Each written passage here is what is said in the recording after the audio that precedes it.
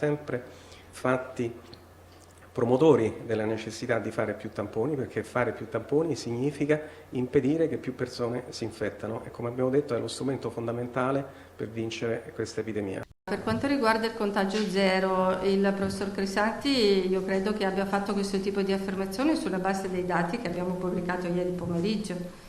Ha visto che ieri dalla mattina al pomeriggio non avevamo più nessun tampone positivo e quindi ha detto insomma contagi zero, ma probabilmente voleva dire siamo in discesa, perché così è. C'è Maretta in casa tra i virologi veneti, al centro del contendere il famoso modello veneto con lo screening a tappeto dei tamponi per tutti, andando contro le disposizioni dell'OMS, lo ricorderete, deciso a fine febbraio scorso, quando si ebbe la prima vittima in Italia da Covid-19 in quel di Vo Euganeo.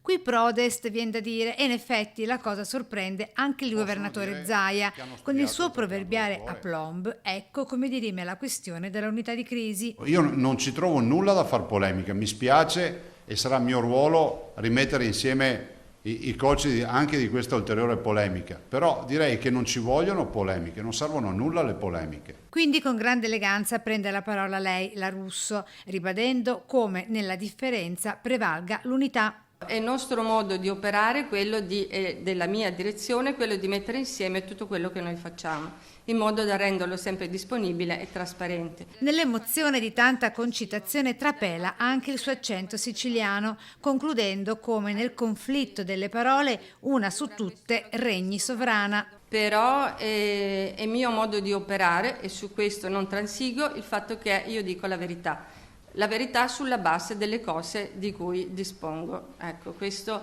lo voglio chiarire assolutamente.